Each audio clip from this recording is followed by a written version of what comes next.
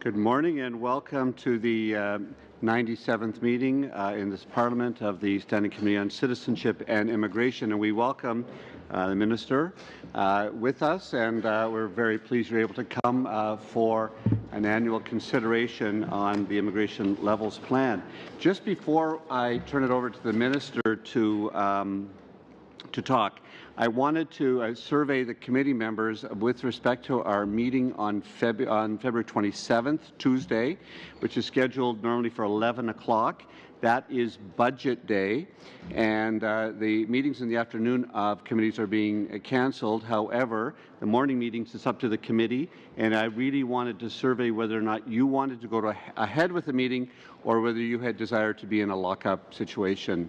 That I just kind of want to check on that. We've got work to do, so I would like to continue with the work, but I won't do it if there are members of the committee that want to avail themselves. Ms. Rempel. I propose that we table this discussion to the end of the second hour of this meeting. Thank you. Okay, it'll cut into our second hour, that's all. Yeah, we have the Minister here. Okay, we'll do that later, and there are two other items I want to bring up as well.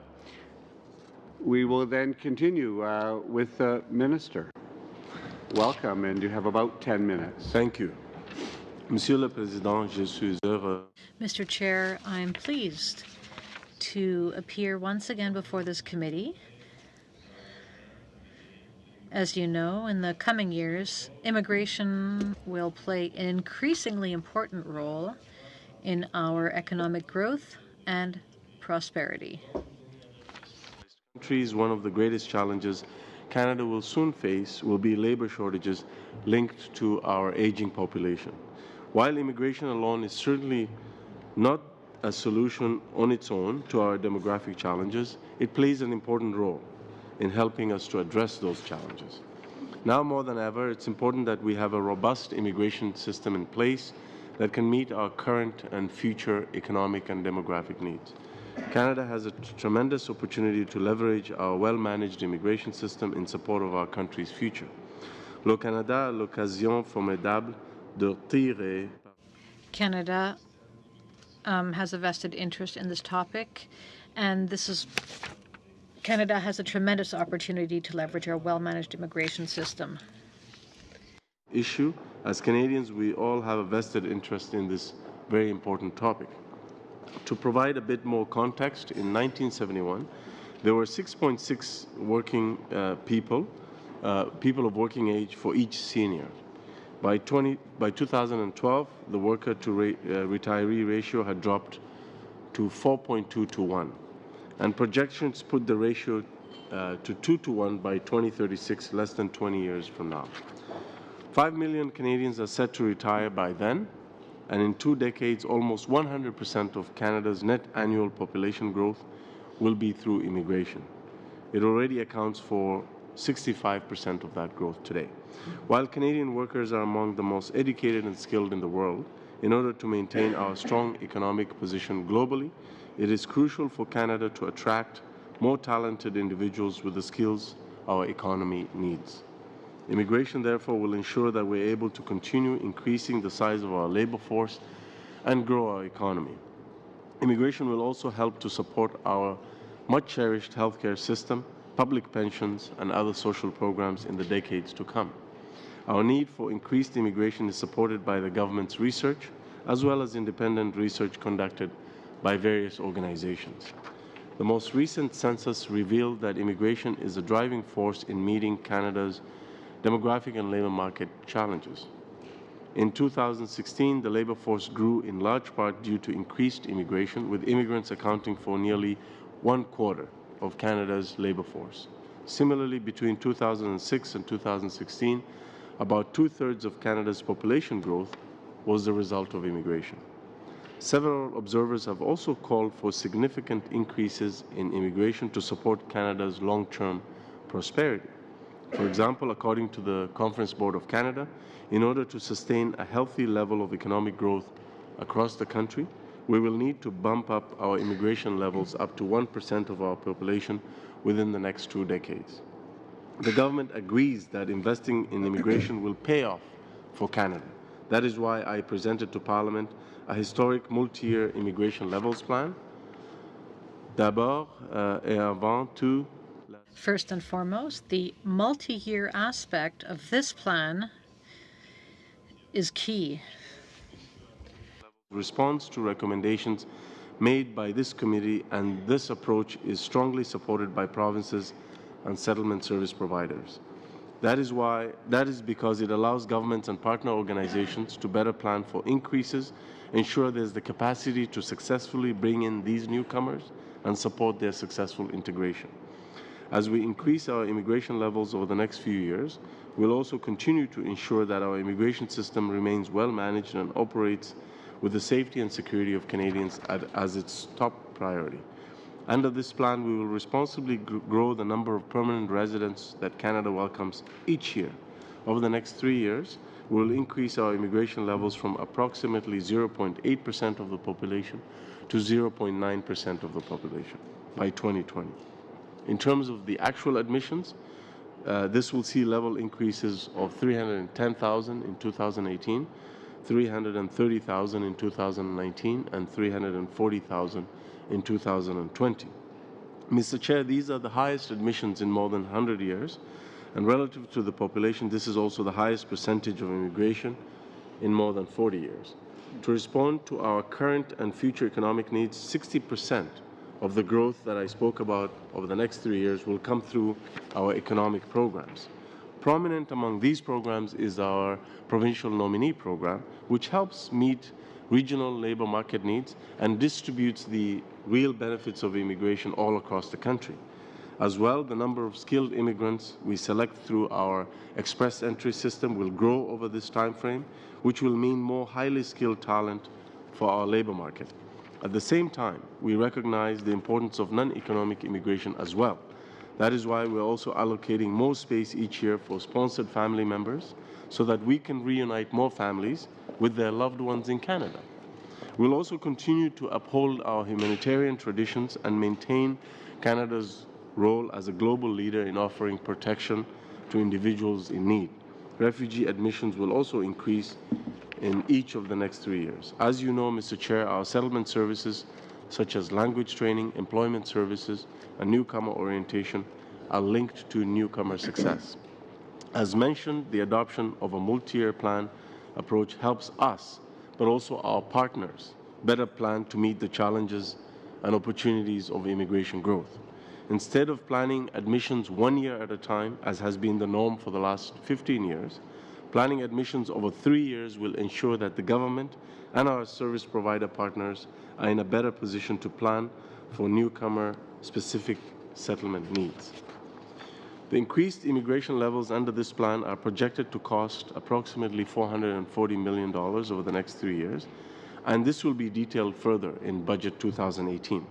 With these additional resources, we will be able to address the increased demands placed on our global processing network and our settlement programs. This additional funding will enable my department and its partners to process and screen more applications for permanent residency in a timely manner, while we continue to provide high-quality settlement and integration services to newcomers. Mr. Chair, we expect that higher immigration levels will help to improve the operations of our immigration system, help us to reduce application backlogs, and improve processing times for our clients. This is because levels increases in certain categories will create more admission spaces. This will also allow the department to process more applications each year and admit more people, thereby reducing backlogs and wait times. In particular, we expect to see real progress in reducing processing times in family, caregiver, and refugee programs. Faster processing also ensures that employers can more effectively get the talent that they need faster. With the multi-year levels plan, the government is positioning our immigration system to best serve our country's current and future economic needs. It represents a major investment in our country's prosperity and will also ensure that immigration continues to contribute to our diversity and our nation's strong cultural fabric. For all the reasons I've described today, our historic multi-year immigration levels plan will ultimately benefit all Canadians now and into the future. Thank you very much. I look forward to answering your questions. Merci beaucoup. Je me ferai un plaisir de répondre. I'll be happy to respond to any of your questions. I take a moment to also welcome Deputy Minister, Ms. Morgan. Thank you for being here, as well as bringing other officials with you, for assistant deputies and assistant deputies. And it's always good. Most of you are no strangers to our committee, so thank you for being here to support the committee and its questions. We open our questioning with Mr. Sarai for 7 minutes. Sure. Thank you, Minister, for coming. I commend you for coming and always making time for us. My first question is, when we were elected, the wait time specifically for spousal applications and live-in caregivers was egregious at best.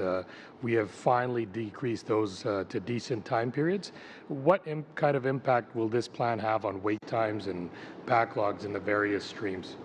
Thank you very much for the question. I agree with you that the wait times and the backlogs in both of those programs were quite unacceptable. They kept families apart, and they ensured that loved ones were unnecessarily kept apart. So we made it a priority to tackle initially the spousal sponsorship system by promising two things.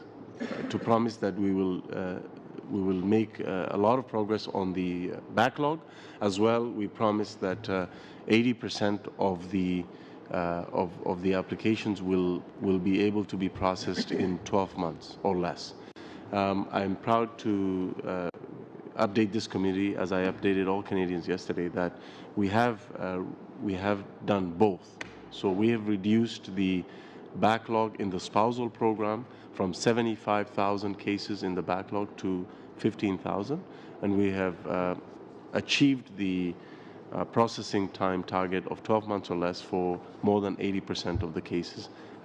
When we looked at the applications from December 2016 and we examined those applications on December 31st, 2017, we saw that over 80% of them were processed under 12 months. Thank you. Minister, Canada is home to almost 300,000 international students. Thousands are in Surrey, and specifically my riding of Surrey Centre, all of which now have a pathway to citizenship.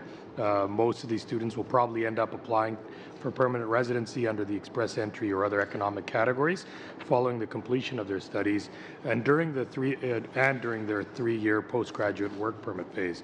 Are you considering their numbers in future level plans, as the number may be substantial? 60 to 70,000 of those, I assume, may apply for permanent residency. And the reason I ask, I don't want the situation of live-in caregivers to happen with students where they're then posed with a 5, 6, 7-year backlog in getting permanent residency. So one of the things that I'll say just off the bat is that we welcome international students. It's an area that I feel, and my colleague ministers agree with me, that we can do better as a country. We keep attracting more and more international students every year, but I think we can do even more. We can even be more ambitious, because I believe international students add a lot to our country economically, but also bringing their perspectives to different institutions and adding to our research ecosystem. We want more of them to stay, as many as possible, and part of our push for higher levels but also multi-year planning is to do exactly that, to have more space for international students and other skilled individuals who would like to permanently live in Canada and to be able to land them. But I will, of course, we are cognizant of the levels need for that. We feel that the levels plan we've introduced will accommodate some of those increases over the next 3 years, including this year. I may also defer to my deputy to answer any specific questions about that. Thank you, Mr. Chair. There are a number of pathways for students to become permanent residents of Canada through the Express Entry program, where students who've studied in Canada receive extra points for Canadian education, for their education level as well, other human capital that they bring to Canada. Also the provincial nominee program, which is quite sensitive to local labour market needs. So there are a number of different pathways for students once they finish their education, both to have temporary work permits and also then to have permanent residence. Thank you. My next question is, I'm very pleased, by the way, with this ambitious plan and the gradual increases in the years forward. It's best to see a plan that looks forward. Surrey Centre absorbs a lot of new immigrants and is probably one of the fastest growing electoral districts in the country. But a lot are not accustomed to English or French, and it's very important to ensure that immigrants have the support to help them learn those languages to find jobs and ultimately become successful Canadians. Are there plans to increase these newcomers' supports in proportion to the number of people that we're welcoming? And then what kind of impact will this plan have on wait times and backlogs in various second language training programs? So you've asked me two questions there. I'll start with the first one. Absolutely. Any increase we make in the immigration levels plan is accompanied by the adequate funding to do that, because otherwise it would be irresponsible for the government to increase levels without having the funding to absorb these newcomers. So there's money budgeted for these increases, and you will see the details in Budget 2018 when it comes out. Secondly, in terms of language training specifically, that's part of our settlement funding anyway. It's about 36%, I believe. So you can rest assured that any increases this year and the next 2 years in the levels will have a corresponding increase in the amount of money that we dedicate towards settlement services so that these newcomers can be settled and absorbed into Canada. I must say, though, look at our track record as well. So since we've come into government, every single year settlement spending has increased to, again, deal with the higher levels. We are now spending record amounts of money on settlement services. When you include, money that we provide to Quebec under the separate Canada-Quebec Accord, it's over $1 billion. So that's a significant settlement, because we believe that equipping newcomers to succeed faster and integrate is a benefit to all of us. I think I'm probably pressed on time. What will the plan do to improve family reunification, specifically outside of the spouses, parents and grandparents? Is that being considered in? And along with that, if you can quickly add, last year's 10,000 applications, were all 10,000 applications processed? Because I know I'm afraid I'm going to have to hold that question. Sure. You keep it in your mind, and someone else might want to raise it and give you a chance to speak to it. Ms. Rempel? Thank you, Mr. Chair. Minister, you've introduced the concept of budgeting both in your remarks as well as in your response to my colleague. In your response to my colleague, you just made the statement that you have adequate funding to absorb these newcomers. Last week, Quebec Minister of Immigration, David Hertel, said that he's going to send the social assistance bill for refugee claimants to Ottawa. Quebec paid more than $50 million to asylum seekers in 2017, which is double what they spent in 2016. Is that figure included in your budget estimates for 2018? First of all, I haven't received... I'm just going to interrupt you for one moment, Minister. Just to remind, the question will be allowed, but questions that I want, and the tie-in was to the levels, but just be very careful that we keep them tied into the levels. We will have an opportunity to discuss Sub-C and interim estimates before they're deemed heard from our committee on March 21st. So we'll have the Minister again for an opportunity on the budget, but you did tie it in. And just point of clarification, Mr. Chair, the Minister did introduce in his remarks the projected cost of the levels. So therefore, I would argue that your ruling is perhaps I've said it's okay. I'm just offering guidance to make sure that we stick as close to levels. This one is tangentially related to levels. The budget that the Minister referred to was actually the budget related to the newcomers that are part of his budget. Tangential, allow it, and just a point of clarification, when my colleague asked about settlement services funding, a similar point wasn't made, so I would hope similar latitude would be made in my question line. I think that was directly related to his remarks. Indirectly. It's indirect. Go ahead. Just wanted to caution that we don't go too far down the budget line. So just, if I may re-emphasize my comment, the Minister of Immigration from Quebec paid almost double to asylum seekers. Many of them were from people who have entered the country illegally. Is the $50 million that he's asking for included in your $440 million figure? So I haven't received that letter officially. If and when I receive that letter, I will respond to it accordingly.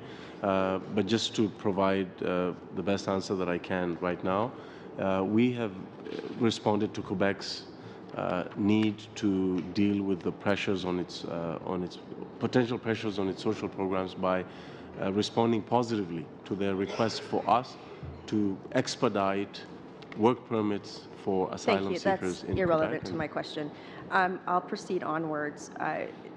Last time you appeared before committee, I asked you if you had asked the Americans to renegotiate the loophole in the Safe Third Country Agreement that allows people to illegally enter the country and claim asylum. Have you broached that topic since your last appearance with the American government? I contest the notion that Safe Third Country Agreement somehow allows people to enter Canada illegally. I don't think. Well, it I actually accept does the allow premise. people to illegally enter the country and claim asylum. So I will ask my question again. Since the last time you came, and since we've seen thousands of more people utilize this loophole, have you broached with the American government the renegotiation of the Safe Third Country Agreement, specifically with regard to this loophole that allows this situation to There occur? are no formal negotiations on the Safe Third Country Agreement. Have you achieved any sort of formal process with the American government in terms of alerting your administration to when the American government intends to lift TPS statuses for various protected groups? We have an ongoing relationship with our counterparts in the Department of Homeland Security. My officials meet regularly with their officials, and we have channels of communication. We do talk about TPS policies. Are there any other? I'm trying to answer the question. Are there any other groups that you anticipate seeing TPS statuses lifted from? Sorry, are there Within any the other United groups States? that? Yes.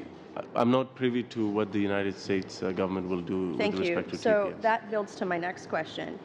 In your levels plan, there really isn't a year-over-year increase, even from last year's levels plan, that's material in terms of asylum claims.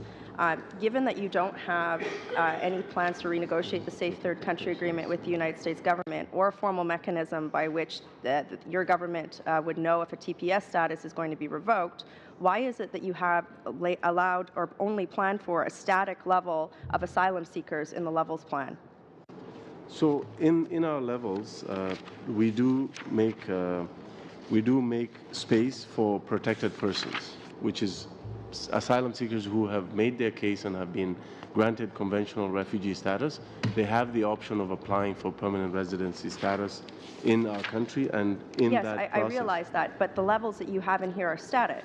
So my question is, since you have put nothing in place to prevent the increase through this particular channel, which has been very pervasive in our country, why have you only planned for a static amount over a several-year plan for that particular group of people? It's not a static amount. It increases year after year. It's not significant increases, but there are increases. So I wouldn't say that they're static. What I would say is that we do make allocations for protected persons in our levels plan. And part of the reason why that is just to reemphasize then, if it's a static level or very moderate increase, we haven't seen a moderate increase in people making asylum claims. Are you assuming that these asylum claims will not be found valid by the IRB, or have you failed to put in place any sort of prevention measure to see the increase over time? Because your numbers don't jive with your plan right now. Well, I wouldn't say that we haven't taken measures to prevent increases. I mean, the whole outreach process we've been engaging in with diaspora communities in the United States by a number of members of parliament, our consulates, myself, and social media. We've been doing a lot to make sure that we correct misinformation about our asylum system and our immigration system in the United States. So on to another area of our humanitarian levels. Do you have any plan on lifting the cap for private sponsorship of refugees from groups seeking to sponsor refugees from northern Iraq? There is no cap on people attempting to sponsor vulnerable people from northern Iraq. There is no cap. I would argue that point, given the difficulty that many families have had, many groups of five, and sponsoring groups such as Yazidis and other persecuted minorities. Do you have plans, and are they included in this levels, to see additional and above, let's say, an additional amount of persecuted minorities from northern Iraq? Well, first of all, I'd begin by saying that our plan to provide safety and security and a new home to survivors of Daesh is very commendable, because we're, I think, the only second country that actually has a specific plan for survivors of Daesh, mainly Yazidi survivors of So Daesh just yes or atrocities. no? Do you have a plan Well, it's on not increasing? a yes or no It isn't question. a yes or no question. Well, Do you plan on I would increasing the disagree. number of PSR spots for people from northern Iraq, Well, there's no specifically cap the Yazidi on community? there is no cap on individuals seeking to sponsor vulnerable people from northern Iraq. So the problem is the premise of the question is wrong. No, and you're asking me the to premise answer of your yes. answer is wrong, No, because if your answer was correct, we wouldn't have the issue that we have where Well, people can't sponsor these people. I wish you brought that So same it's advocacy to your ridiculous. party, who only brought 3 Yazidis to Canada. So I wish you Thank did you very that. much. We're going to switch to Ms. Kwan. If I could just remind all members that it's very difficult for the interpreters to interpret when two people are speaking at the same time. So I'd ask all members to try to respect that so our interpreters can do their job effectively. Thank you, Ms. Kwan, for 7 Thank you minutes. very much, Mr. Chair, and thank you to the Minister and his staff for coming to the committee. I'm going to focus my question on a key issue, a policy issue that would impact the immigration levels numbers, and that is with respect to the government policy on 38(1)(c) of IRPA. The minister, as the minister will recall, appeared before this committee and even in his own words admitted that that policy is inconsistent with Canada's values with respect to people with disability. The government, the minister, has been studying this issue since 2016, and to date, there has been no action taken with respect to a change in policy. I wonder, what is the holdup? Why is there still not a change to this critical policy that impacts people's lives in a very tangible way, where family members are often kept apart from their loved ones? I have a number of cases before me where people have come under the Living Caregivers Program, and they have done their 2 years of work requirement. They made an application, and the processing delay is such that they've waited 5 years in addition to that to get their case application processed, and then only to find out that they're being rejected for permanent residence status because one family member has a disability. So what is the holdup, and why can't changes take place? So I want to reassure the honourable member, Mr. Chair, that I have been very clear that this policy is out of step with Canadian values on accommodating people with disabilities. And secondly, I would contest the question by saying that there has been action. We have been talking to provinces. Part of the reason we were waiting is also to wait for the recommendations that came out of this committee that did a lot of work on this topic, and we will be responding. Our official response to the committee's recommendations will be tabled by April 12th. So I would encourage you to wait for that response, and in that response you'll find how we're proceeding on this issue. Well, I'll say this. This committee, by the way, before the holiday season broke, jammed through a process. We, in fact, on December 13th, on the public record, had a meeting which ended at 12:30. And according to the public minutes, it was agreed that any dissenting reports would be submitted within 30 minutes from that meeting. So we were jammed to get this work done, which we did. And I'm happy that we got that work done. Right. And so, you know, I know the minister says, well, but we have 120 days to do a formal response. The minister's been studying this issue since 2016. People's lives are on hold because of that. I have a case, Marilyn Crusette, who was brought to my attention. She has a daughter that was born with a developmental disability, and despite being physically healthy, requiring no medical treatments, and having the capacity of self-care, IRCC has determined that her daughter could pose an excessive demand on Canada's health or social services, and that this means Marilyn's entire family is ineligible to come to Canada. She's been here for a decade. She made her application after she fulfilled her 2-year work requirement, waited 5 years in addition to that to have her application processed, only to find out that she is not eligible because of her daughter's condition, even though her daughter's condition requires no medical expenses whatsoever or treatment whatsoever. And so she's now trying to appeal this process and going through that. That's just one case. I've had many other cases like this. So for the minister... Mr. Chair, I appreciate my friend's point on this, but I am a little hesitant that we're bringing in a very specific case involving a young person, the privacy of whose privacy I think we're breaching. Even if we have the consent of the parent, I do think it's very problematic that we're bringing a very specific individual case involving a minor that could potentially jeopardize her long-term prospects. So I do caution that could. I'm not sure that is a point of order. However, it does give me an opportunity to remind the member to try to keep her questions as closely related to the levels issue as possible. An individual case isn't really related to the levels, but I'm not sure it's a point of order, but I do just want to remind you. Thank you. Well, thank you, Mr. Chair. Accepting that it does. Individual cases, and there are about 1,000 cases across the system that are in this situation, and it impacts the levels numbers, absolutely.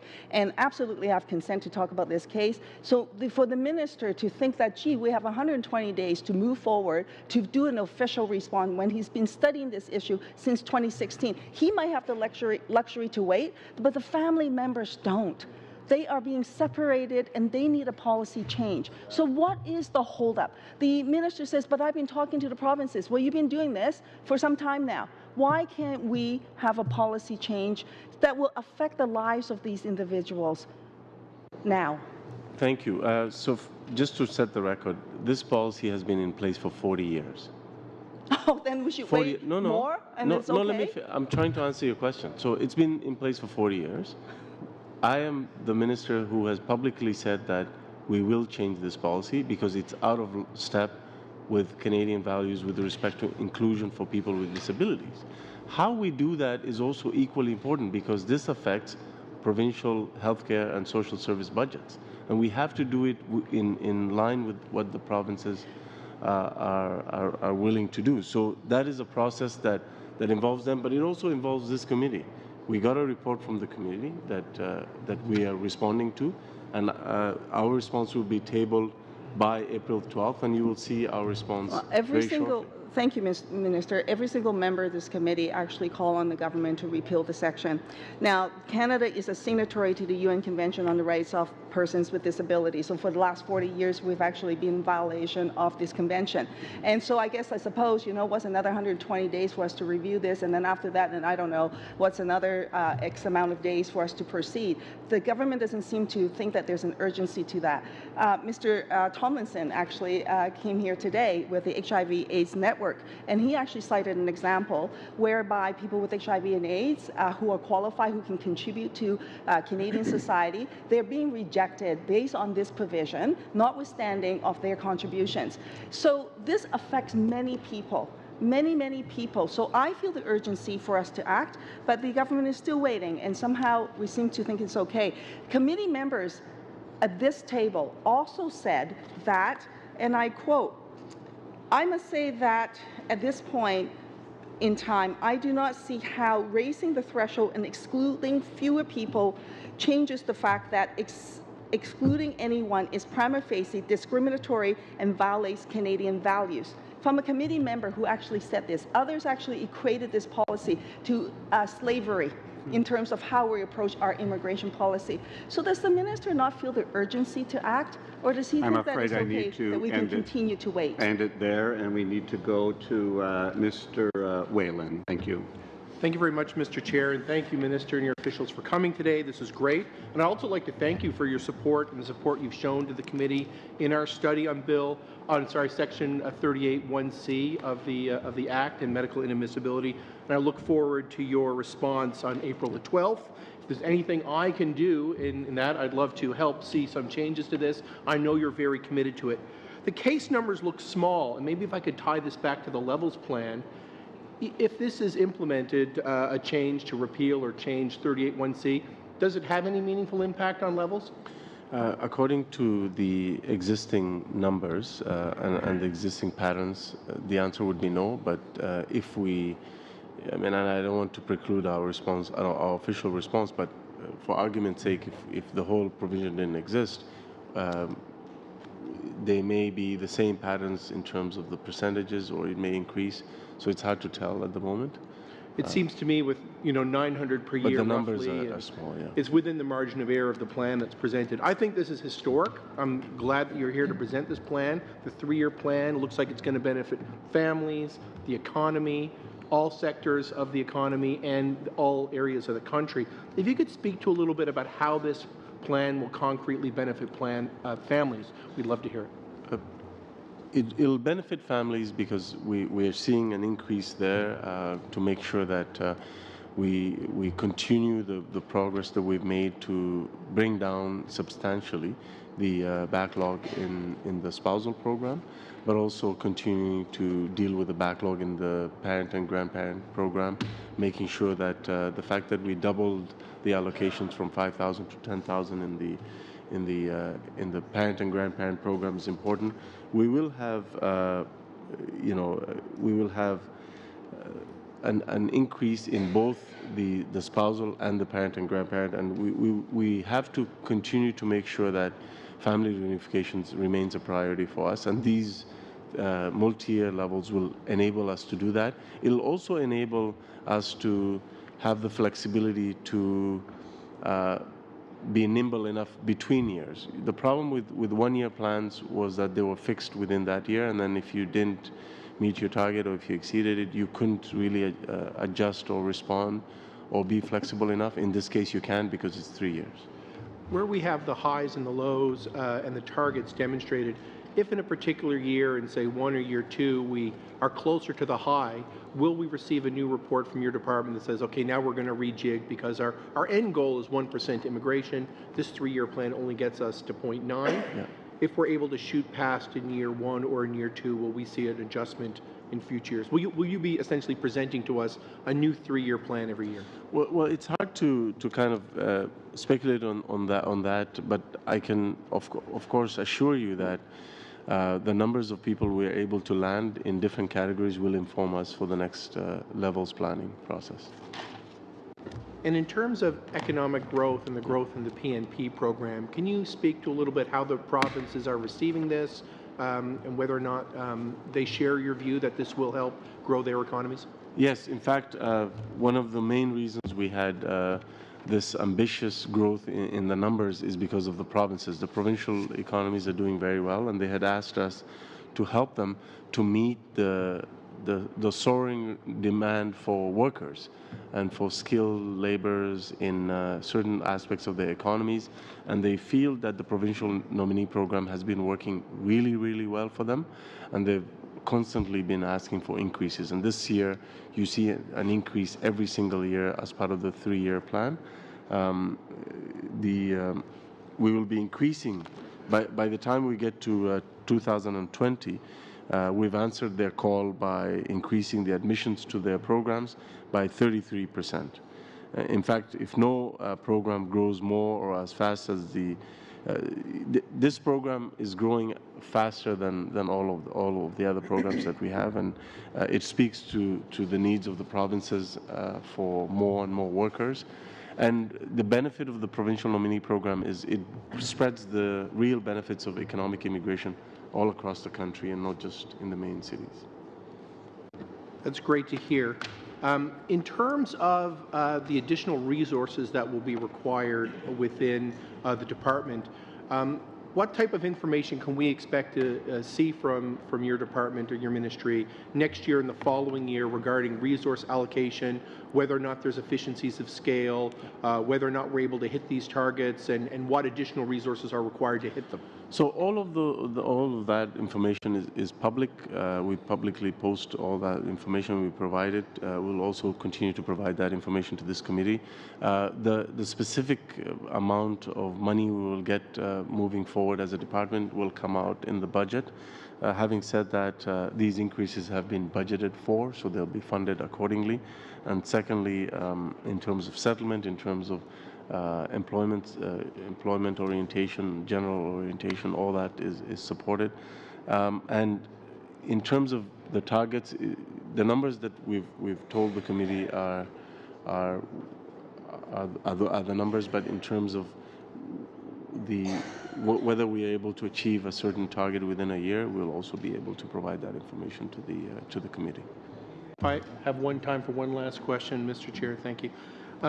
In terms of the situation at the irregular border crossings and the number of additional people who are coming into Canada in a regular fashion and claiming asylum, I think Ms. Rempel has raised the specter of whether or not the levels are high enough to accommodate that influx, and whether every year or two there'll be a different group that will be attempting to come to Canada from the United States. And so I wonder how much flexibility is there in growing these targets for the humanitarian other grounds and for the refugees and protected persons ground, perhaps over time to accommodate this influx, the same way as with spousal reunification, you increase the numbers at the same application rate to allow to get the backlog to be cleared. Is there a potential to do the same thing as this levels plan progresses? In 10 seconds. So very quickly, we have space we've always have space in our immigration plan for refugees, but also for protected persons. And the two are actually separate. And it's important to know that before asylum claimants can actually apply for permanent residency, they have to have their claims heard and accepted by the Immigration Refugee Board. If they're not accepted, they don't get to apply, which means they get to leave our country, and they're not part of the equation. Thank you, Minister. Ms. Rempel, for 5 minutes. Thank you. Minister, in your remarks, you talk about immigration in terms of meeting Canada's labour shortages, yet your government reduced the number of additional points awarded for job offers through economic streams from 600 to 50. How many people coming in through our economic immigration streams do you expect to enter Canada with a job lined up over the next 3 years? So the job offer still gets you points. The reason we reduced those points was because we felt that people like international students, for example, were not getting the points that they deserved based on their potential and their experience. That's not the question that I asked. The question that I asked was how many people you expect to enter the country through an economic stream in the period that the levels plans cover that have a job lined up. Well, it's a point system, so you get points for various things, not just the job offer. The reason we lowered those points was because having a job offer disproportionately advantaged some people, because everything was based on the job offer, virtually everything except instead of the language and the degrees and the educational background and so on. So that's why we did that. One could argue that an economic immigration stream is to bring in people to become employed. Just saying. So I'll ask my question again. How many people over the period of the levels plan do you expect to enter Canada that will have a job upon entering Canada? For the provincial nominee program, for example, most of them have job offers. Okay, so the Express entry is different. We felt that the points that were given to people who had a job offer was so disproportionate that it didn't account for all the other things that we want from prospective immigrants. That's why we did that. So again, how many people do you expect to enter through the Express Entry program to have a job when they come to Canada? That's impossible to say because people are given points for a variety of things that they bring to the table, not just a job offer. So, would you not argue that the Express Entry system is designed specifically to bring people to Canada to become employed? The Express Entry system is designed to attract the best and the brightest from the world to help us. To become employed? Well, among other things, to also But we transfer have skills, other- to transfer productivity, we to transfer best practices. That sounds like a lot of buzzwords. We have a No, lot it's of not. we It's have real. a lot of other categories for people to enter the country into, including humanitarian streams. So how No, many I'm talking people, about skills. skills should be applied to jobs in an economic stream. So how many people Well, through the express entry stream do you expect to find a job when they enter Canada, given that you have lowered the points from 600 to 50? The issue you're asking me is impossible to answer because people are not. It should be very possible to No, answer. it's not. I would argue. I'm trying to answer the question. If you don't want me to answer the question, you can continue speaking, but I can answer the question if you want me to. So the question I asked, though, was how many people you expect to have a job when they enter Canada through the Express Entry program, now Many that of you've them. reduced the points. The problem is the Express Entry system is based on a number of factors. It's not just a job offer. If that was the case, then we would call it the job offer program. So the Express Entry system, though, arguably and ostensibly is under the economic stream to Yes. bring people, as you so illustriously quoted, to address the labor shortages linked to our aging population. So just Labor to be and clear, skills shortages. I you didn't just can't- talk about you labor. can't tell us how many people you expect to have a job when they enter Canada through the Express Entry program after you've reduced the points from 600 to 50. So once again, the reason we reduced the points for the job offer is because we felt that the job offer was disproportionately being rewarded over the other valuable things that we want from the I would prospective. I would argue that a job offer is fairly important. If I can finish, I'll explain. So people, we want prospective applicants to not just have a job offer, but to also have the necessary language, the desirable But not a job. educational background. No, that's not the case. It's not exclusive. The two are not But mutually exclusive because that's how reducing it from 600 to 50 is fairly exclusive, one would argue. What it means is we're taking into account the other things that people bring to the table, not just the job Like offer. a job. No, yes, but also like So a how job, do we but address? also like a So like how do a. we address the labor shortage if we aren't bringing people in to have a job? Sorry. So how do we address the labor shortage as you've outlined if we aren't bringing people in to get a job? I would I'm argue afraid that I'm not going to give you a chance to answer that question. I know you'd like to. And we're going to go to Mr. Tabera now for 5 minutes. Thank you, Mr. Chair. I'd like to thank the Minister for coming here today. I think what we're trying to achieve here is our overall demographics from 1970. We had fewer people working to support retirees. We've had around 6 people working to support 1 retiree. In 2030, that is projected to be 2 people working for 1 retiree. So I have some numbers here from Stats Canada now that we reinstated the long-form census thanks to our government.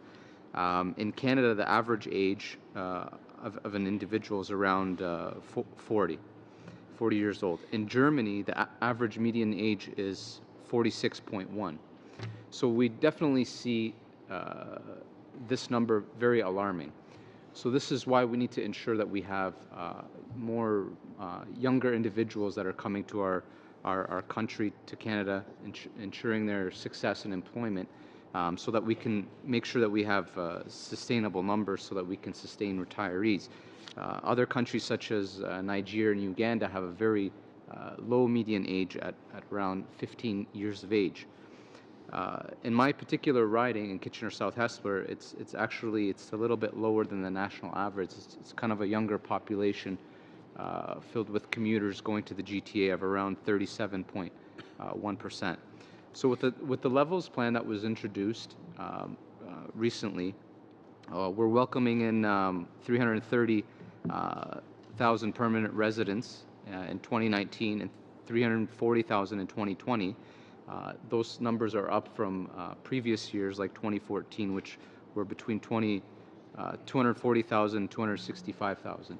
So what I wanted to ask Minister is with these numbers, with the examples that I gave, in Germany and in our numbers with a growing population, an aging population. What is the?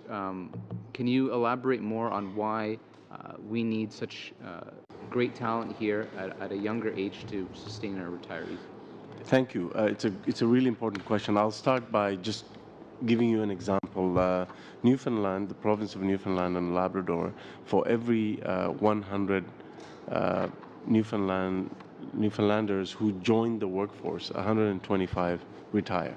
So there's a gap of 25 people. One of the ways, it's not the only way, but one of the ways to address that is through immigration. And one of the ways we have responded to that need from Atlantic Canada is to introduce the Atlantic Immigration Pilot Program. It's a 3-year pilot program. They get an additional number of permanent immigrant slots above and beyond their provincial nominee numbers. And it is to address the skills and labor market shortages, but also to help them with their demographics, because each skilled worker that they're able to attract under that program can also bring their family members. So the two sort of go together. The provincial nominee program is another program that helps address that challenge of rejuvenating different regions in terms of their population, but also in terms of their labor market needs. And it's very flexible because it allows different regions and different provinces to nominate the kinds of different skilled immigrants that they need for their own particular labor market and their own particular regional labor market. So it's a very flexible program. The same goes for the Atlantic Immigration Program. And if you can just briefly explain also about the global skills strategy that was brought in the summer. This is going to help within a lot of different areas within our country to bring in high quality talent to our country. Yes. If you can elaborate more on that and how it will benefit all of our constituents. It'll benefit, so employers had been asking in certain categories, they needed to get talent here really fast, and some of that talent is very mobile. It's not permanent immigration. They needed people to come in and do short-term work, high-value work, and then go back. And the process was taking too long. So under Global Skills Strategy, it's been cut down from about 7 months of processing to less than 10 days. Secondly, under Global Skills Strategy, yes? Right there. So if you're bringing them in within less than 10 days, Mm-hmm. if there's a gap in our skills and our labor within the market, you're shortening that gap within less than 10 days. I'm sorry, I need to end that there. Thank you very much. Is it Ms. Rempel or Mr. McGuire? I'll start, Mr. Chair. Well, you might share, though. We might share. Okay. See how things go. So just to my previous line of question, and going back to the statement of the immigration plan levels being able to meet Canada's labor shortages, how many total immigrants out of these levels does the minister expect to have a job after, let's say, a 1-year period? So if you look at the highly skilled economic principal applicants, for example, their annual earnings surpass the Canadian average very soon after landing. Obviously, they would have to have a job to make those earnings, and they continue to increase over time. The economic outcomes of immigrants in all categories improve the more time that they spent in Canada, but especially on the highly skilled federal highly skilled worker program, their earnings actually end up surpassing very, very quickly the Canadian average soon after they land. Sure. So the question I think that I that would asked be again it would be was, safe to assume that they would do that because they have a job. Mr. Chair, the question that I asked, though, was for the total numbers. I mean, there's been a lot of messaging that this government has put out about its levels plan being able to, as the minister has said in his remarks, address the labor shortages linked to our aging population. And so I'm wondering how many of the total immigrants in this plan the minister expects to have a job after a 1-year period. We can certainly get that information to you. I'll ask my department to provide that information Thank to you. you. Since the Romanian visa was lifted at the beginning of December, how many Romanian nationals have claimed asylum?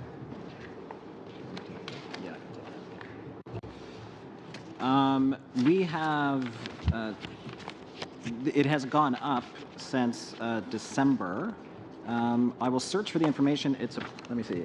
Okay, 232.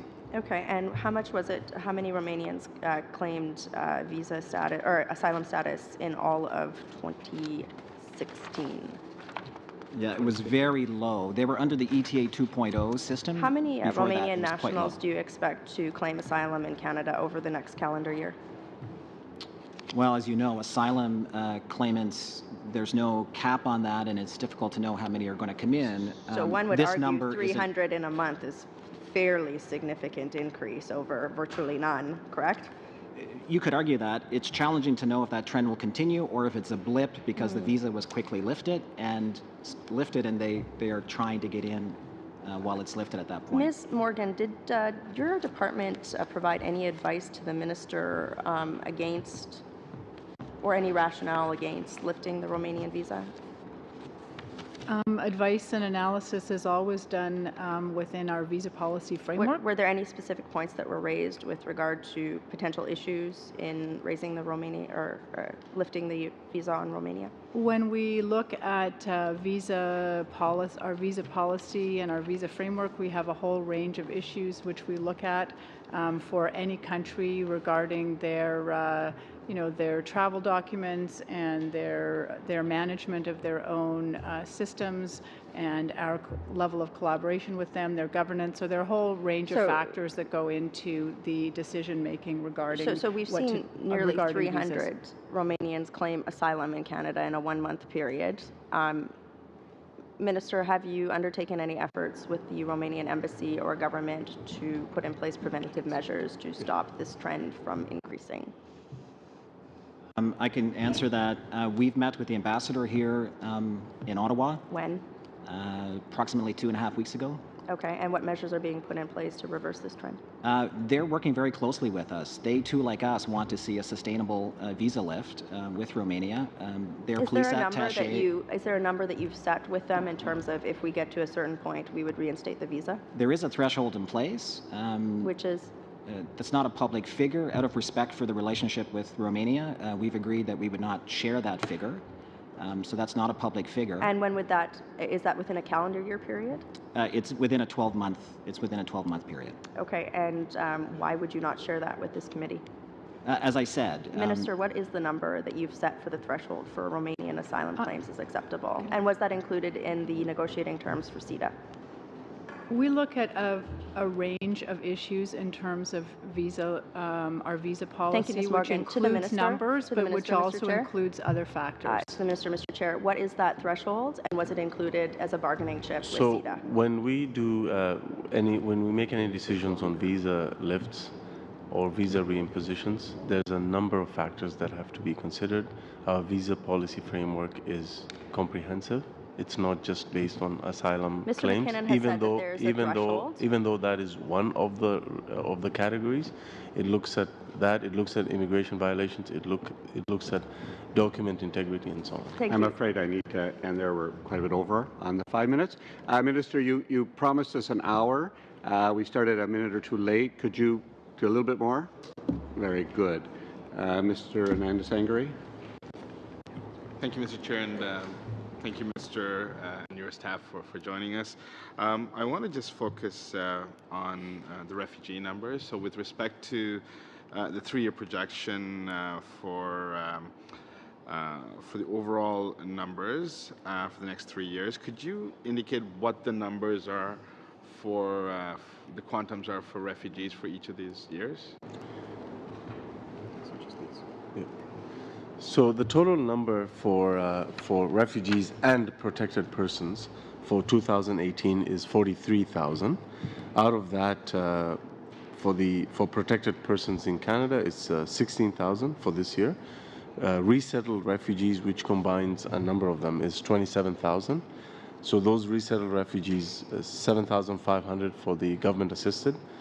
Blended visa office referred is 1,500, and privately sponsored is 18,000, which is, by the way, almost more than 4 times what the previous government had under their program. And that's the program that is used to sponsor vulnerable people, including survivors of Daesh. So it's I just want to point that out. For next year, that number, I don't know if you want to know specific. You can give us the overall and maybe Yeah, the, for 2018, the overall number is 43,000. That's Right. refugees and protected persons. For 2019 is 45,650, and for 2020 is 48,700. Perfect. And in each of those years, the privately sponsored refugee numbers go up each year by a big margin. And I do have to commend you for that, Minister, because that's an area that I know is of really high need. Yes. I was able to visit some of the refugee camps in Bangladesh, and this is one of those things that came up over and over again. But I just want to pick up on something I know you and I have had many conversations about, and that's with respect to the legacy files. And, Yes. and based on my conversations with the IRB, it would appear that there is a path to address the legacy files. Do you can you indicate whether those numbers, and I think the last number I heard from them is just over 5,000, whether those numbers would be part of the 2018 figures? Some were part of the 2017 numbers because they were processed then, and they would have had to apply at that time, and some would apply this year. I must commend you for your work on the legacy refugees issue. As you know, the Immigration Refugee Board put together a task force to tackle the legacy cases, and they're actually working really hard, and they have an approval rate of about 35%. This is from January to September 2017. They made almost 400 finalizations of many of the legacy cases, and they're continuing to work through that through those legacy cases to make sure that those people are given closure in terms of their files. And I do, just have to say that is an area that's been a source of great deal of stress, because when the previous government introduced the new legislation, Yes. People were in queue for a very long time. With respect to the HNC stream, where would they fit with respect to the numbers? And do we have any indication whether those numbers will go up each year? And if so, are additional resources going into that stream in order for the processing? On the humanitarian considerations and other streams, there, as part of this plan, this year we're holding steady at 3,500, but for 2019 there's a jump to 4,250, and for 2020 there's a small increase to 4,500 people. And finally, with respect to the privately sponsored refugee applications, I know you had indicated 4 times, at least for the first year, is 4 times what the previous government had allowed. I think towards 2020, if I'm not mistaken, it'll be upwards of 5 times. Is that how does that compare to other countries? In terms of resettlement, I know there's some in Europe, but I know Canada is amongst the top. So do you know how we compare? Well, in terms of privately sponsored refugees, we're now only one of 2 countries that does it in this model. So Canada was the only country that used to have that. Now the UK has a so-called community refugee sponsorship initiative, which they learned from Canada. But the numbers are very small. So we're actually the only country in the world that allows ordinary Canadians and organizations and faith groups to sponsor refugees. And that program works really, really well. The outcomes are much better than the government-sponsored refugees, and also it costs half the money that it costs the government to process government refugees, which is why we like this program, which is why it's an increasing number every year for the next year. Thank you, Minister. We're going to pause there, and the officials will stay. Ms. Kwan, we'll start with you and continue that round, and you'll have 2 chances in the next round. We'll take a brief pause and thank the Minister, and I'm going to get a sandwich.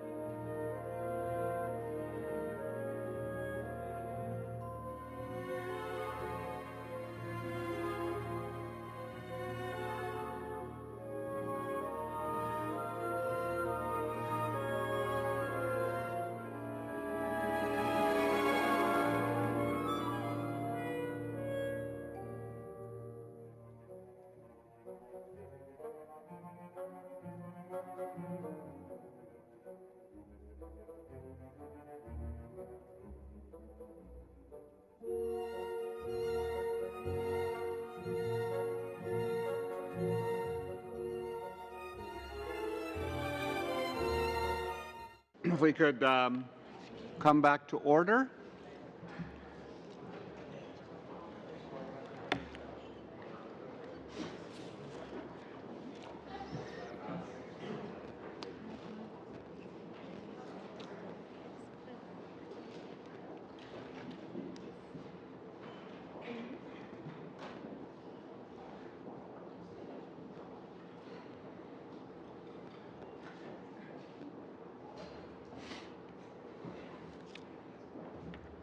So we will continue our questioning with Ms. Rempel. Sorry, Ms. Kwan. Just a little over 3 minutes because Ms. Rempel had a little bit more time and Mr. Nandasangri had more time. So you had about 4 minutes this round, and then we'll get to the 7-minute round. And just gives me a chance before that question to thank the officials once again, not only for appearing before us, that's your job, and we're glad you do that, but also just thank you for your public service. And it is great to see that this is a department that stretches everyone who works there. And so on behalf of our committee, just thank you for your public service. And Ms. Kwan. Thank you very much, Mr. Chair, and thank you to the officials. At the committee, officials confirmed that the cost-benefit analysis as it relates to Section 38(1)(c) does not consider the benefits aspect of the applicants. So clearly this is a flawed process, and now that it has been brought up to the attention of the officials, has the application evaluation process for Section 38(1)(c) changed to include the benefits analysis component? Thank you, Mr. Chair. We are in the midst, as the Minister noted, of a fundamental review of the policy, which will consider all of the aspects of the policy, including ensuring that applicants are treated in a fair and equitable manner, and that the policy aligns with Canadian values regarding inclusion, which includes both costs and benefits. So has the policy changed since that time, or are we still using the same policy at the moment? Well, we're engaged in the middle of a fulsome review of the policy, which includes both costs and benefits of all aspects of the policy. In the application evaluation of individual cases, are benefits being evaluated in the processing of those cases right now? Current cases are being evaluated under existing guidelines and policy frameworks, and new cases will be, should there be a change in the policy, then we would introduce new procedures. Thank you. So no changes has been made right now, and cases are still being processed based on this flawed evaluation criteria. How many cases are currently in the system where Section 38(1)(c) applies to them?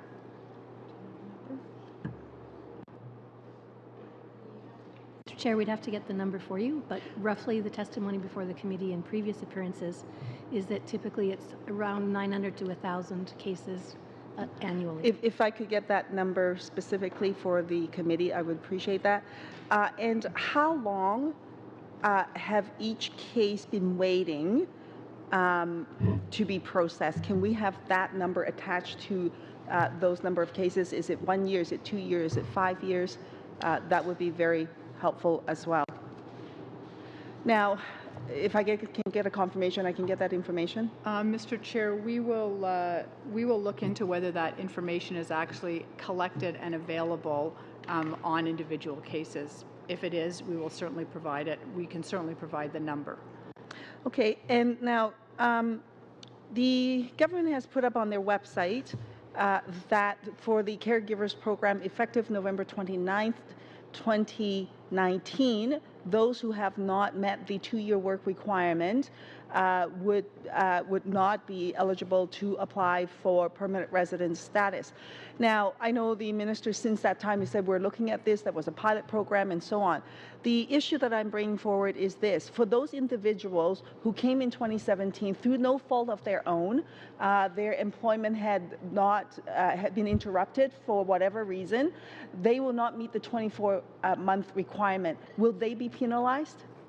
Mr. Chair, as we noted, the pilot program was always for 5 years, and it is destined to sunset in 2019. However, we're looking at how they're working and what the path forward is on a permanent is for permanent residency for caregivers, including those who have been working since they got here or whose work would have been interrupted. Sorry. For example, if an individual has an employer who's abusive, and through a lot of courage, she's had to resign that position, they will not meet that 24-month requirement by November 29th, 2019. I'm afraid I need to interrupt you. It's a very important point. You'll be getting, and that was 4 minutes, so you'll get another round in here. Mr. Tabera for 7 minutes. Thank you, Mr. Chair. I just want to continue on my line of questioning as I was before. So the trends of our population is an aging demographic, same as I pointed out before within Germany. And we know that 5 million Canadians are set to retire by 2035.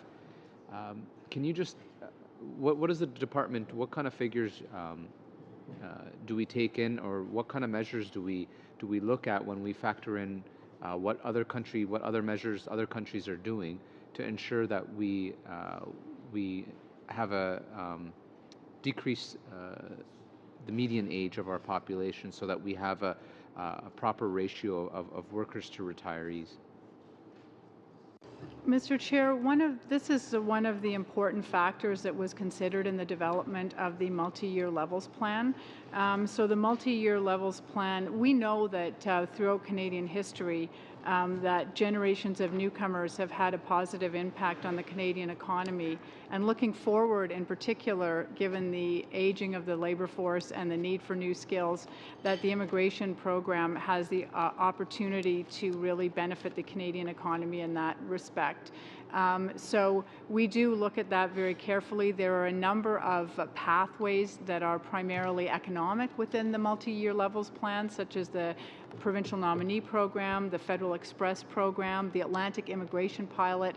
All of these, from a permanent immigration perspective, are designed to contribute directly to the economy and our economic growth, but also our family reunification programs and our humanitarian programs.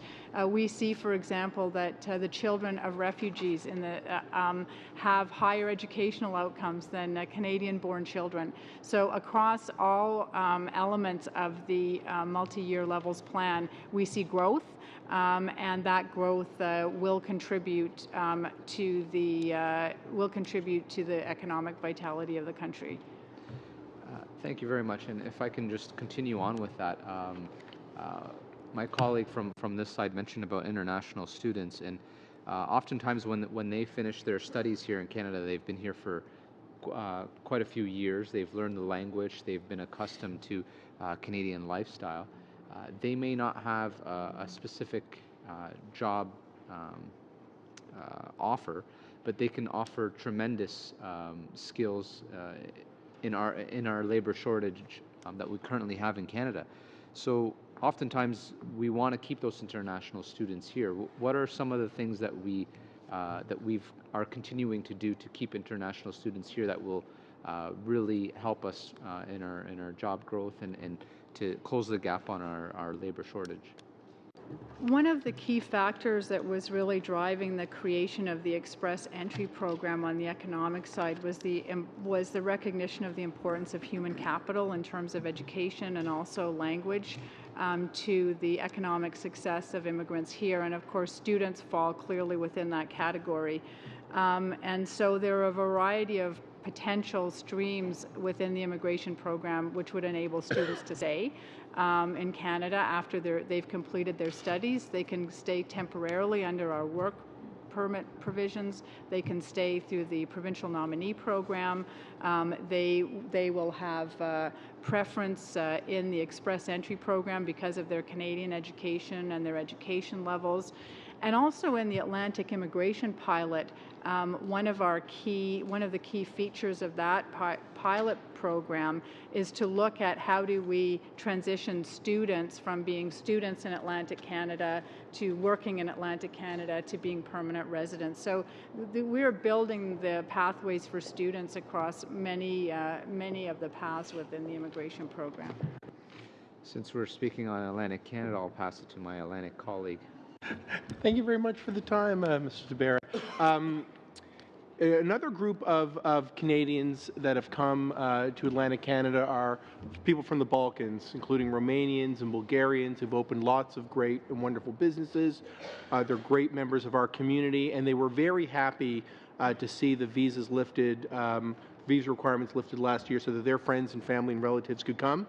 And given the previous line of questioning, I just want to have some assurance that as more immigrants from those areas may choose to come to Canada as skilled or under the PNP class or the economic migrant classes, that won't affect the ability of visitors from those companies to come under the current visa rules. And maybe you can describe for us in general terms, without breaching the confidentiality to Romania or Bulgaria, how that process works and why we're so happy that Bulgarians and Romanians can come to this country either as visitors or as economic class migrants.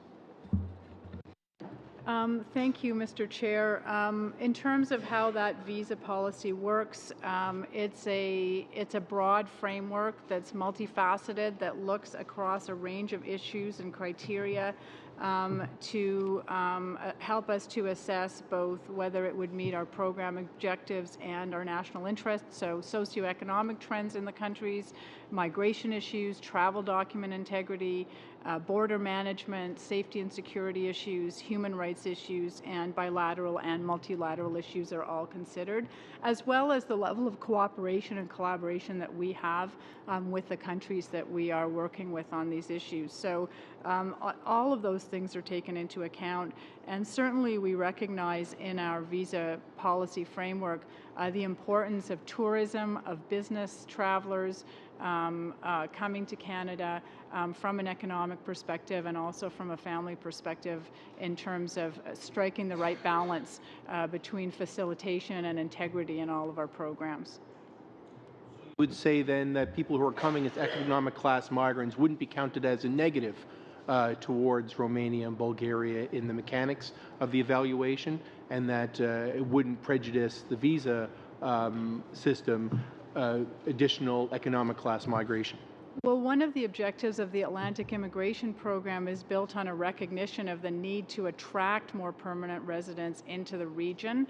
And one of the things that we have seen that is a success factor, not just for attraction, but also retention, because that's a key feature of the program, is that there are communities there and that the community builds, and so that when immigrants come to those regions, they have community members that are already there, and that seems to be a kind of a stickiness factor.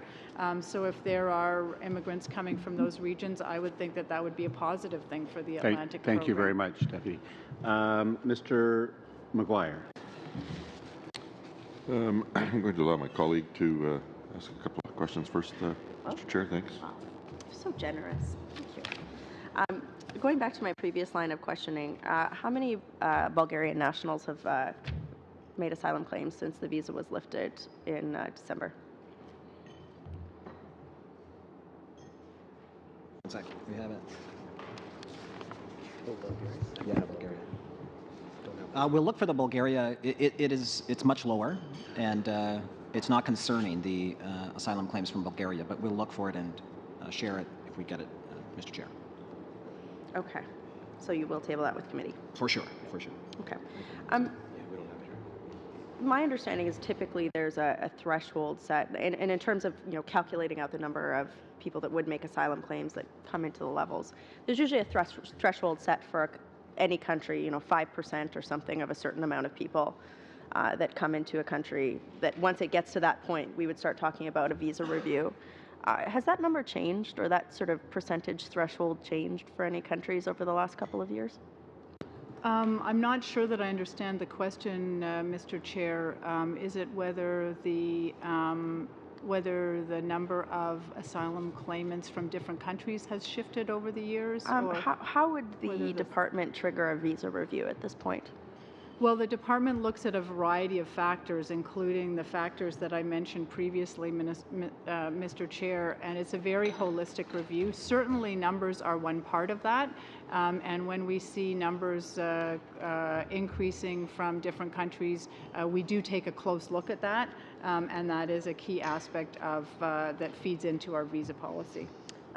Could you provide the committee with the numbers of fraudulent or spousal sponsorship applications found to be fraudulent for 2016 and 2017?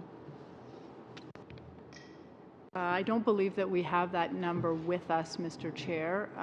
We will, if it is available, provide it to the committee. Great, thank you. I know that it was about 5% in 2015, so I'm wondering if you could express that number both in terms of an actual case number as well as a percentage in terms of the total amount of spousal sponsorship applications made. Yes, we will provide the numbers that we have on that. We don't have them with us, Mr. Chair. So my understanding then, the change, the rules around spousal sponsorship have been relaxed. So are you no longer tracking the data on fraudulent spousal sponsorship? Mr. Chair, we don't have that data with us. But you are tracking it? I believe we are tracking it, and I'm just saying we will get you the data that we have, but we just don't have it with us for this committee appearance. So, but just to be clear, you are tracking? We track fraud across all of our business lines. It's an important element of our program integrity. Given the relaxation in rules on spousal sponsorship, is there any sort of set amount or set percentage in terms of applications that would be found to be fraudulent that you've flagged within the department before remedial measures would be taken? Just, Ms. Rempel, just to be fair to the witnesses who prepared to come to speak on levels, just to give them a little leeway, because I don't expect they are prepared to speak on those issues necessarily. So just reminding the committee members that when we invite witnesses on an agenda item, that's what they prepare for. Point of order, Mr. Chair. Spousal sponsorship, there's been many lines of questions that have been asked by my colleagues on this.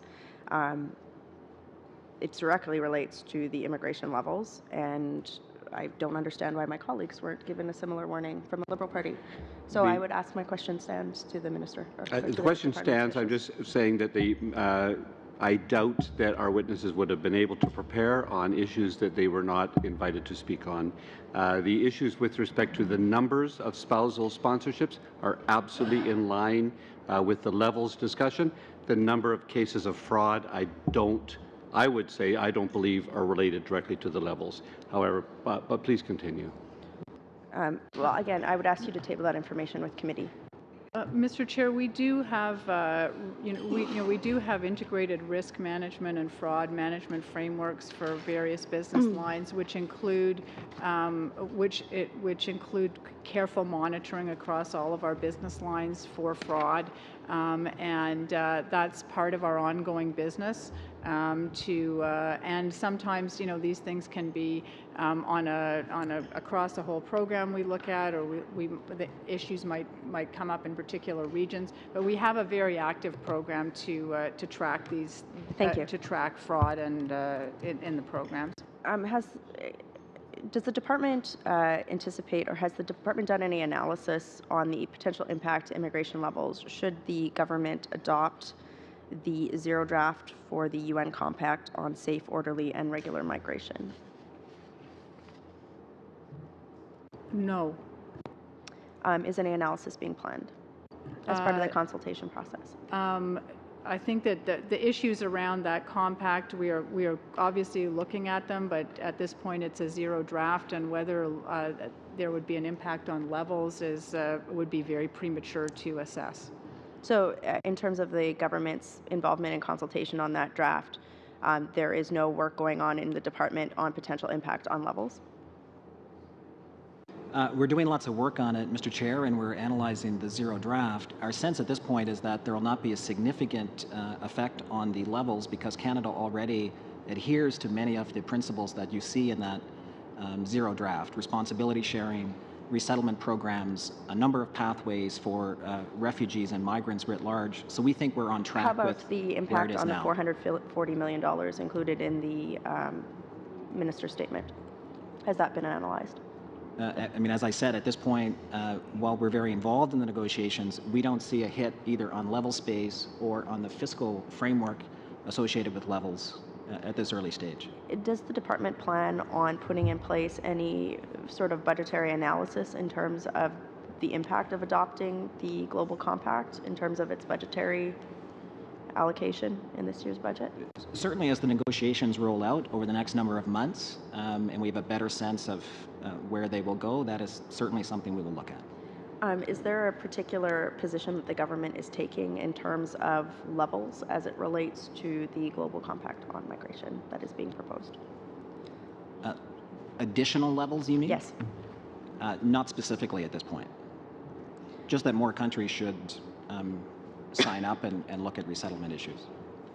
As well, going back to the minister's comment of $40 million will be budgeted over the next 3 years to support levels. Do you foresee any impact on that particular figure should the Global Compact be adopted by the government in its current form?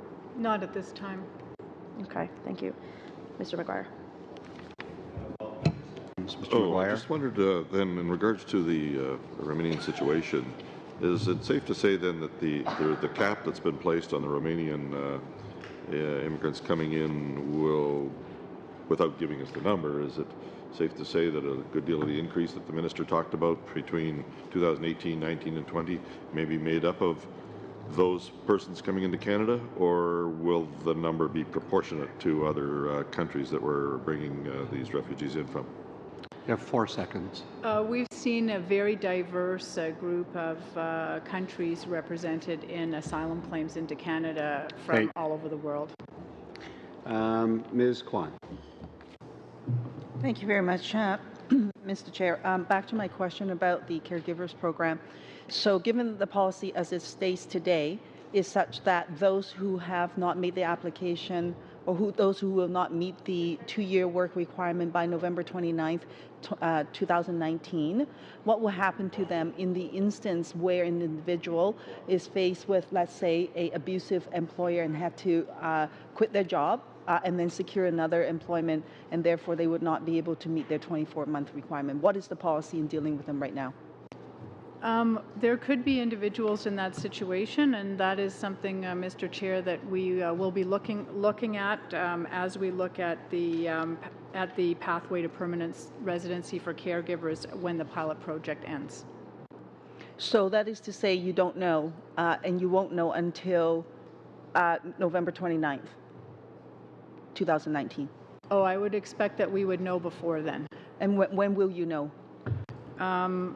At the moment, we're in the process, Mr. Chair, of reviewing the pilot program, reviewing its results, and developing options for a path forward. We understand that this is an issue that caregivers will want some clarity on as soon as possible, and we're working on it in order to be prepared for that 2019 deadline. Okay, so you don't have a timeline because you can't seem to give me a timeline at the moment. And so for those individuals that might be stuck in this situation, in your review process, are you consulting widely with caregivers around this situation?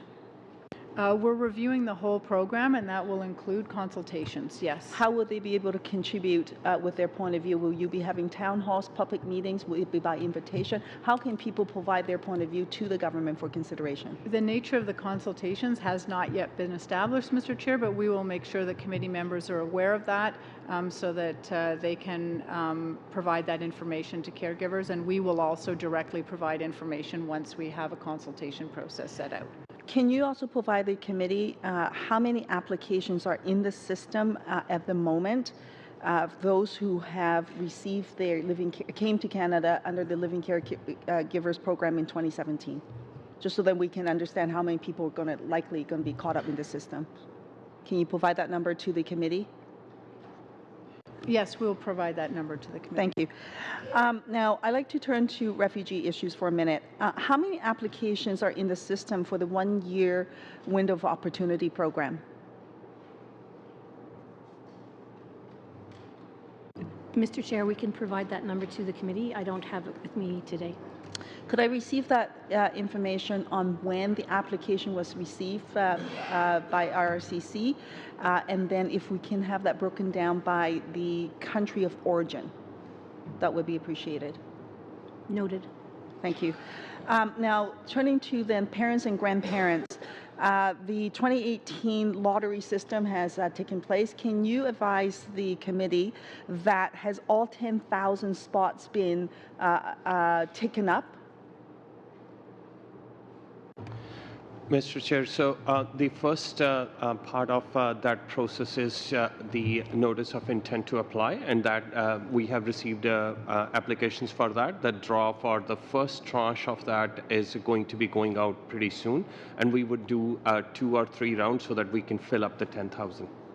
So families have not been notified whether or not they've been selected through this lottery process. Did I hear that correctly? The notice to apply was just finished on February the 2nd, and we are now sorting out how the duplicate applications, incomplete ones, and then we will be going on pretty soon in this week only for that purpose. So people will be notified this week that 10,000 slots, and then people will be notified as to, we are doing a lottery system in which we actually invite those who are selected in 2 or 3 proportions so that we get to the 10,000 number. So for example, the first would be the 5,000 will be invited so that they can put in a full application, and then we go through that process, and then again second round would be another 5,000 applications. So in last year's process then, the people who were notified that they were eligible, or they've been selected, I should say, been chosen through the lottery, has all 10,000 slots been utilized for the parents-grandparents reunification process? That is true. We actually got around 15,000 plus people. In that, we completed 9,500 approximately that number of applications. Yes, no, I know it's always oversubscribed because there are lots of people who want in on this program, but because of the lottery system, we don't know if they qualify or not, and then through that process. So you're saying that out of that 10,000, 9,500 met the requirements. So that means there were 500 slots that were not subscribed. What happened to those 500 slots? So we actually invited the 10,000, and then we go through the process of making sure the applications are complete. Sometimes when we invite them, they do not actually apply. So what happened to that 500 slots? So this actually, that slot is up to the end of the year. So we have they were lost. We have that gap, but multi-year level plan provides us with the opportunity to catch up in terms of that. So will that 500 be applied to this year then? So that means this year there will be 10,500 people invited to submit their full application? We generally keep a cap on the 10,000. However, the number of total people who land up, they may increase over time for sure. Okay, so that 500 slots will not be utilized then for 2018. I'm just trying to figure out what happened to that 500 slots. The 500 slots, Mr. Chair, were not utilized last year. It was the first year that we had done this process, and it was not clear. I think it was a bit of a surprise to us, actually, that some of the individuals who had been invited to apply did not submit applications in the end. So this year we will be able to take that into account and in order to reach the 10,000 limit. But our goal this year, as tabled in the multi-year levels plan, is 10,000. So the 500 slots were lost. Can you just confirm that then? So, Mr. Chair, that we actually put all the efforts to bring in those 10,000. However, if the applicants have failed to fill the application and we do not have the completed application, so we are unable to further process them. So that 500 slots I'm afraid were I need to end that there. That's a little 7.5 minutes. Mr. Ananda Sangari for 7 minutes. Thank you, Mr. Chair. I will be sharing my time with MP Badaway. I just want to pick up on the group of 5 sponsorship, the privately sponsored individuals. I know that there's varying timelines for regions. Can you indicate what the processing time would be for someone from South Asia? Would you have that at this point? Would you have those numbers? Chair, I don't have the number specifically for Group of 5 applications for Southeast Asia yet. South Asia. South Asia, but I can provide the information to the committee that our processing times generally for privately sponsored refugees, those sponsored by sponsorship agreement holders as well as Groups of 5, as well as community sponsors, has fallen from, in December 2017, it was 52.7 months, and it's now 34.7 months. And so the numbers that are reflected here, as indicated by the minister, I believe 20 or 18,000 for 2018 and so on, that reflects the timeline. So what kind of timelines would they have waited for them to be processed this year?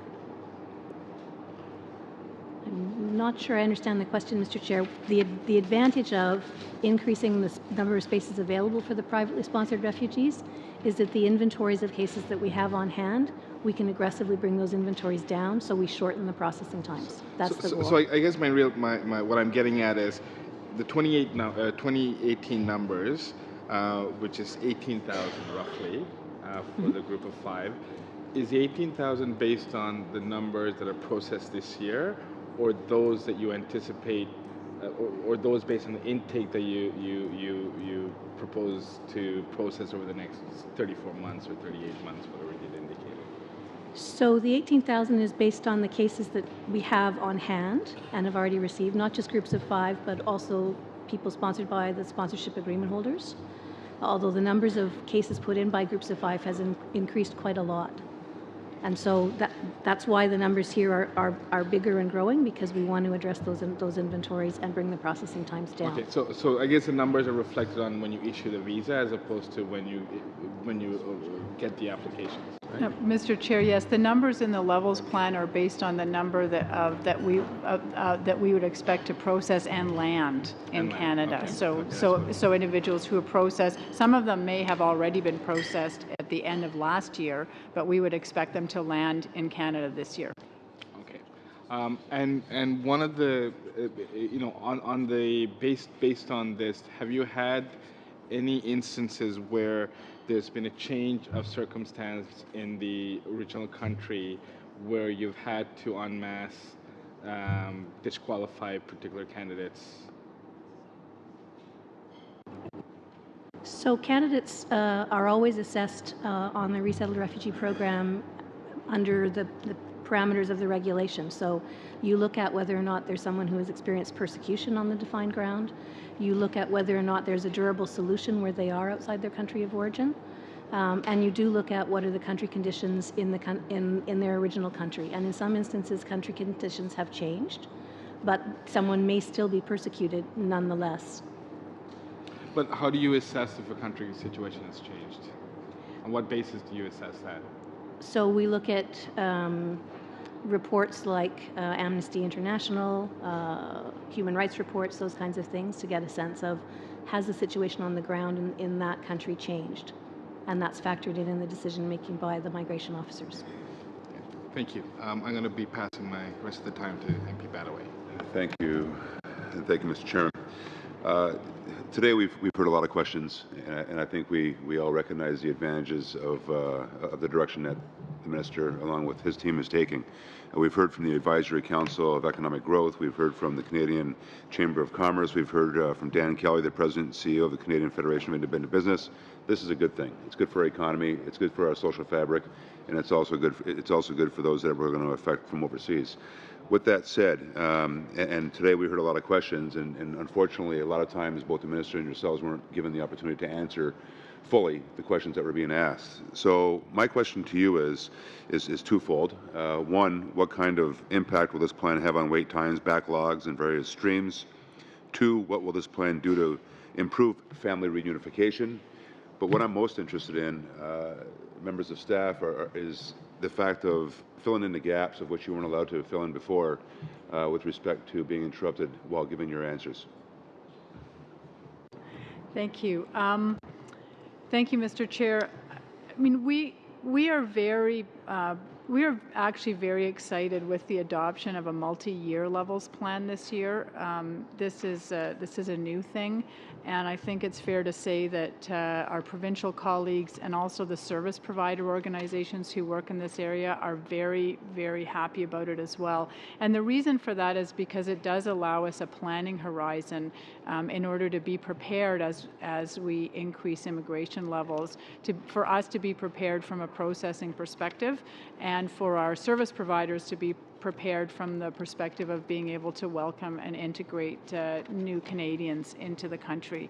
And so I think that multi-year plan and the fact that the levels are increasing over a period of years really will help us to plan to address some of the processing time issues that we have seen over many years, because as you know, where we end up with backlogs is when the intake into a particular stream isn't matched by the levels plan, and so we don't have enough levels to actually bring in the amount of people who are coming and getting in the queue.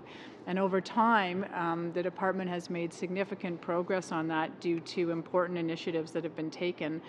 For example, on spousal. So with increasing inventory, we have managed to decrease the inventory from 75,000 to 15,000, and the processing time for new applications is within 12 months. And because we've built into this multi-year levels plan an increase in levels every year, we anticipate to be able to keep it at 12 months. Similarly for parents and grandparents, because we have limited the intake, but we have increased the level of parents and grandparents that will be admitted over a number of years. That also will allow us to make progress on the processing times on the parent and grandparent front. And finally, on the private sponsors of refugees program, I think one thing that is built into the levels plan is a very significant increase in the number of privately sponsored refugees that will be brought in every year. And again, the purpose of that is expressly to reduce the processing time and bring in those people who are waiting and who have been waiting for quite a while to come. Thank you, Deputy. Thank you, Mr. Badaway, and welcome. I didn't get a chance to welcome you at the beginning of the meeting. Wonderful to have you. We have time for one more around 5 minutes from Mr. McGuire, and then. But that is provided we have a short discussion about Tuesday's meeting. If anybody's anticipating we need a long discussion about it, put your hand up. All right. I'm sensing we'll have a short discussion. Mr. McGuire. Thank you, and thanks to all the staff for being here today in this department. And I'm most interested in the numbers that you just indicated, Ms. Morgan, as well. About 70% of the case files that come through my constituency office end up dealing with immigration. Some of those people say it's broken, the process. And so all I'm saying today is, if this was passports or collecting EI or OAS differences, it'd be a front page story somewhere. So can you just give me an update as to, the minister has indicated in his comments that, I believe it was, I made a note here, the private system is much better and much easier to work with than the government system in regards to settlement. And so I'm looking at your thoughts on how and you just indicated that more private settlement was very valuable in this whole process.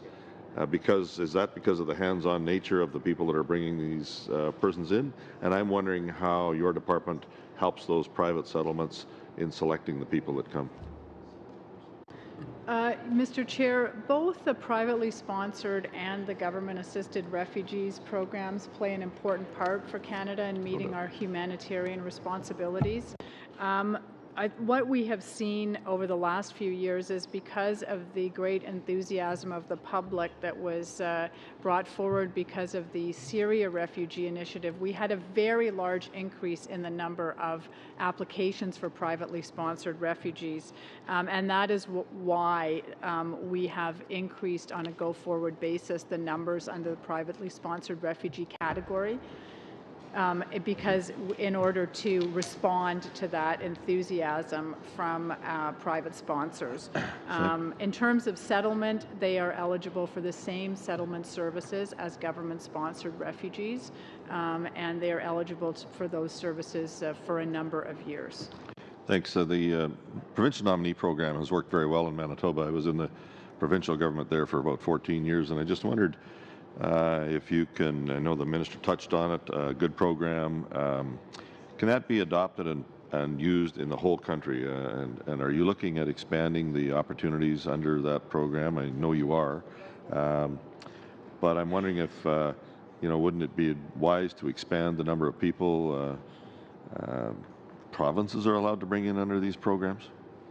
The multi-year levels plan that has been tabled in Parliament expands the PNP by 33%, which is the largest single increase across any category of immigration, and it recognizes the importance of that program. Also, I would just note that Manitoba, I think, has really been a model in this regard, is seen as a model in terms of not just attracting but also retaining and putting those supports around immigrants to stay in Manitoba. Yeah, thank you.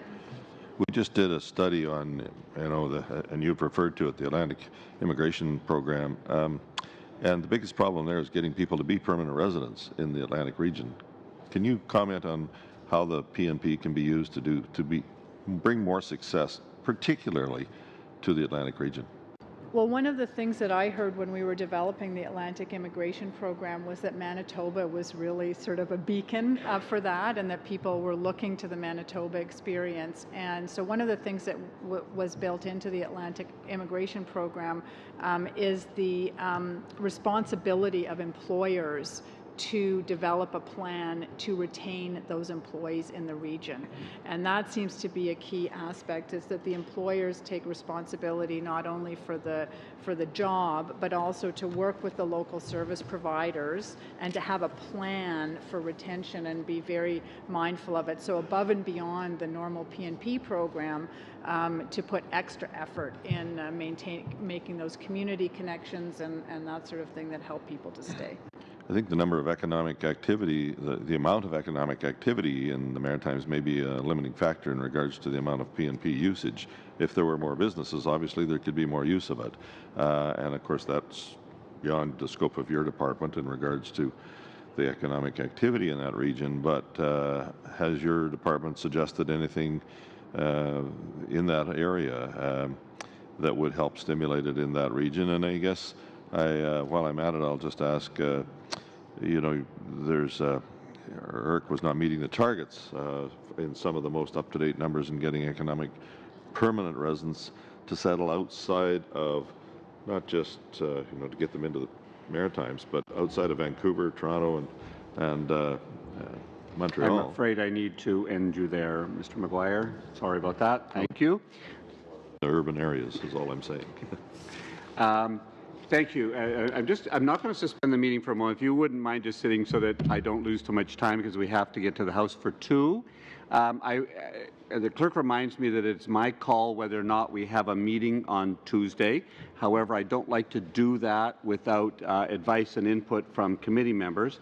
I think the most expeditious way of doing this, I'm not suggesting a recorded vote, but a show of hands, and it would be whether or not, and I'm not going to judge, some people want lockup, some people want time to prepare other things, but I'd like a show of hands of those of you who would like me to call a meeting on Tuesday. 4 of you, 5 of you, and those of you who would not like me to call a meeting on Tuesday. I've got this, and I've got 2 no, and I've got the rest. I am getting a sense over that we should have a meeting. So I just wanted to check that out with you.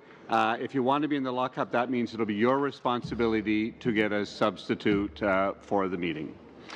Thank you again to the officials from our department, and your answers have been helpful for the committee, and we will look forward to some written responses for some very specific questions the committee asked for more detail on. So thank you. The meeting is adjourned.